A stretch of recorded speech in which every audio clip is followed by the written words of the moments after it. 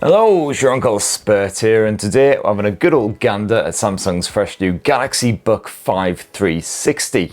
A near 16-inch laptop which can convert into a bloody massive tablet if you fancy it. Ideal for chilling with Netflix, cracking on with a proper bit of graft, or sketching a masterpiece worthy of the Louvre.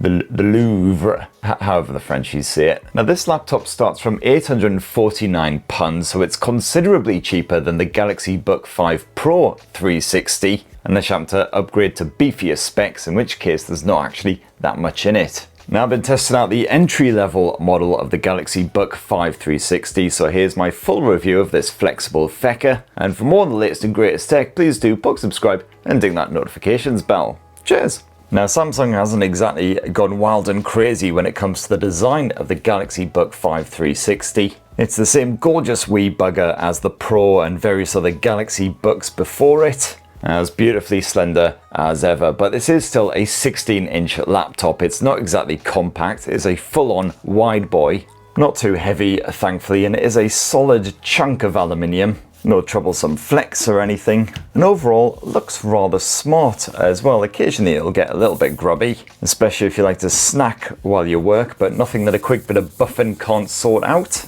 And so far, after a couple of weeks of using this as my laptop, no scratches or scuffs, and that is despite some fairly heavy handling. Unfortunately, just like the Pro model, you've got one choice of colour, so no choice at all really, this here grey effort. I'm not actually going to be able to stand up for about an hour or so because I'm just too excited.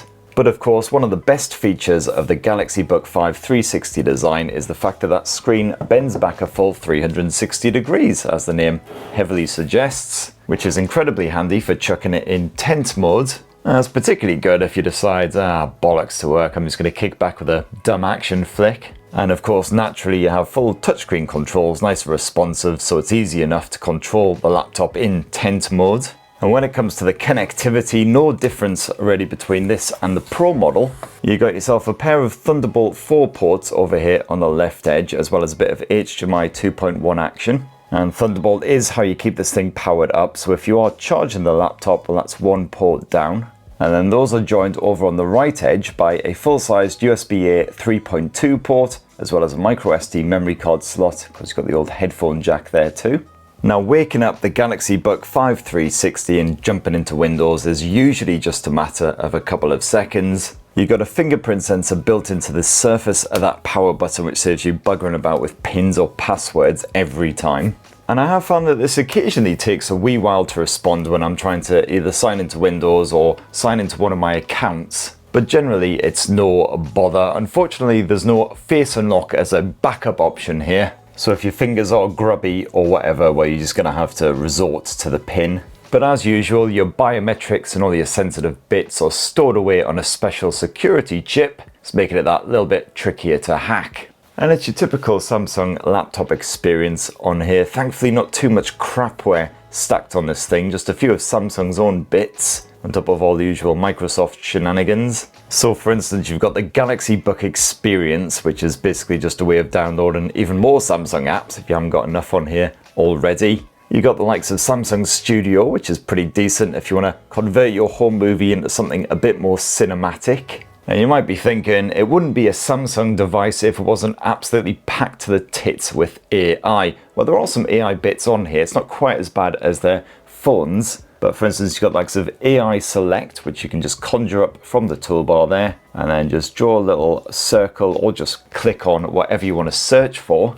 And a load of relevant info will pop up on a little sidebar like so. As usual, not always the best when it comes to searching for specific people. As you can see, we've got loads of results which are just like, hey, here's some other footballers. This generally works better if you're shopping for something, you're looking for a product online, see if you can find it cheaper elsewhere or whatever. And Samsung has also chucked its S Pen stylus in the box with this laptop. And the S Pen works exactly as usual. You do have a button on the side here that you can give a quick poke. It'll bring up the menu with all of your main apps. So for instance, you can quickly and easily scribble some notes on anything you come across, documents, screenshots, etc. You can relax with a bit of colouring if that's your bag. Personally, I just prefer drinking. Or yes, if you have any autistic abilities, that would probably be good too.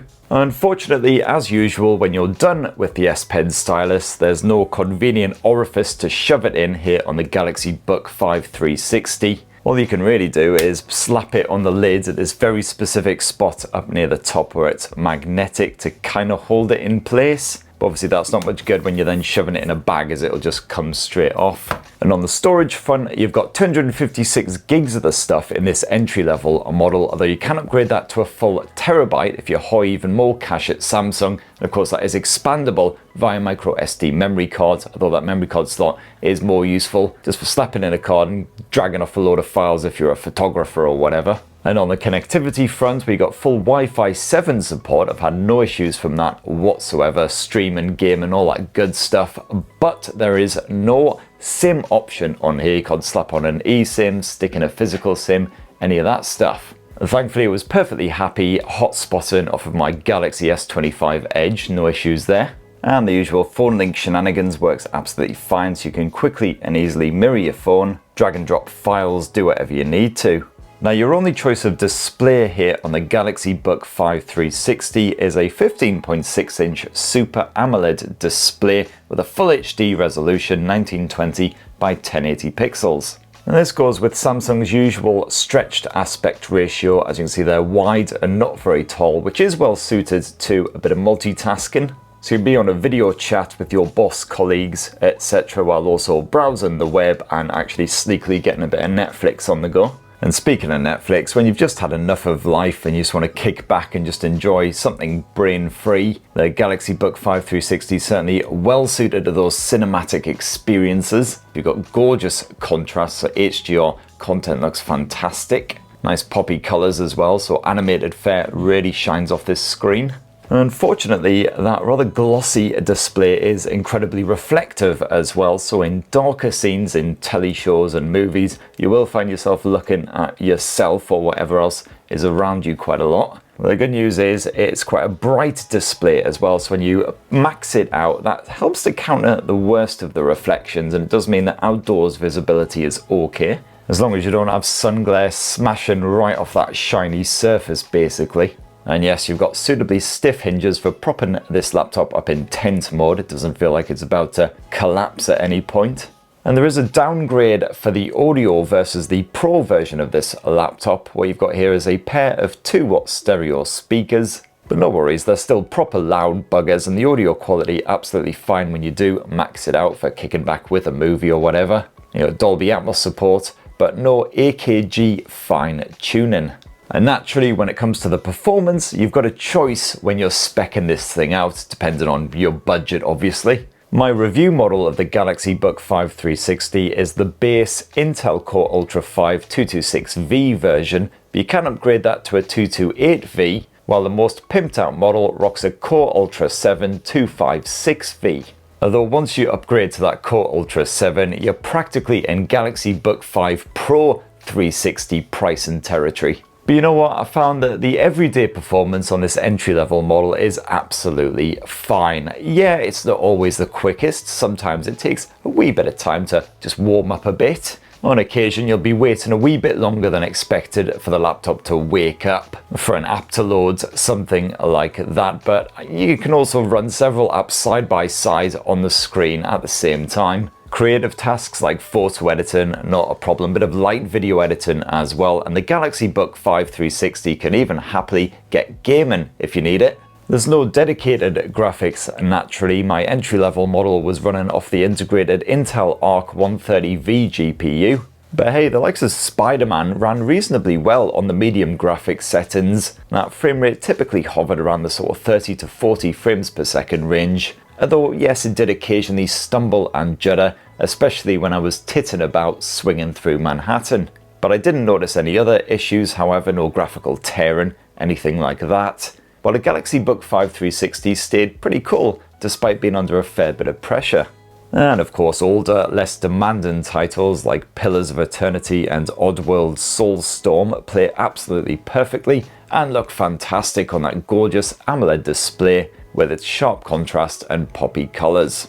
And Samsung's keyboard has been absolutely fine these past couple of weeks, just my usual old man grumbles and that there's no separation between the main part of the board and the numeric pad. the numbery bit, which means that when I'm touch typing, occasionally I'll miss the enter key or the backspace key and accidentally hit the number keys instead. And there's not much travel either, but it is quite a firm board, fairly comfortable type in action, and of course fully backlit. You can scale that up and down with a quick tap of this function key here between 3 different stages. Good news if you are working into the wee hours, and yes, I did say working. And hey, the touchpad doesn't actually suck, so I found myself using this a fair bit, as well as of course just swiping and poking that screen. And then housed in that dinky bezel up above the display, you've got yourself a full HD webcam, which does the job absolutely fine. As you can see, supports the usual Windows Studio effects, so you can blur out the background or whatever else you need to do. It's not too perturbed by strong contrast. It's not the greatest either, but it's absolutely fine for your video conferencing, chatting, whatever. And you do also have a pair of mics built into the Galaxy Book5 360, which can clearly pick up your voice, even if you're not sat directly in front of this thing. So you don't have to worry about slapping on one of them headsets. And last up, thankfully the battery life here on the Samsung Galaxy Book5 360 is pretty bloody good. You got yourself a 68 watt hour cell, and I found I typically got around 11 to 12 hours of mixed use from a full charge, so it'll happily last me a full working day. Of course, if you are downloading whopping great gigantic files in the background, for instance massive 4K video files or games or whatever, that will significantly shrink the battery life. I typically got around 4 to 5 hours in these cases. The same goes if you're gaming or video editing or whatever. However, if you are simply just streaming video on the Galaxy Book5 360, even with the screen brightness maxed out, you'll get around 13 to 14 hours of full-on streaming action before the thing dies. So overall, while not quite as good as the Pro version of this laptop, still an excellent showing all around and should suit most people who do find themselves out and about a lot, rather than just stuck in the same room day after day, banging on at a camera about tech. But let's not get into that. And anyway, my lovelies, that in a tasty wee nutshell is Samsung's fresh new Galaxy Book5 360. If you're not after ultra beefy performance, the entry-level model absolutely did the job fine for me. You got that pleasing 360 design, so you can prop it up and just kick back with a movie or do a bit of sketching and scribbling if you are a more arty, creative type person. The display is excellent, the sound is still perfectly decent, the battery life is bloody great. But if you are a bit more demanding for your performance, you want to do a proper bit of video editing or gaming or whatever, then you'll want to upgrade those specs or look to alternatives, because once you start hitting those top end specs, you're getting around the sort of $1.5 grand level. And certainly for that sort of price, plenty of good rivals. Anyway, that's what this hapless, hairless northern monkey reckons, but it'd be great to hear your thoughts on the Samsung Galaxy Book5 360 down in the comments below. Please do poke subscribe and ding that notifications bell for more on the latest and greatest tech, and have yourselves a ruddy, wonderful rest of the week. Cheers everyone, love you all!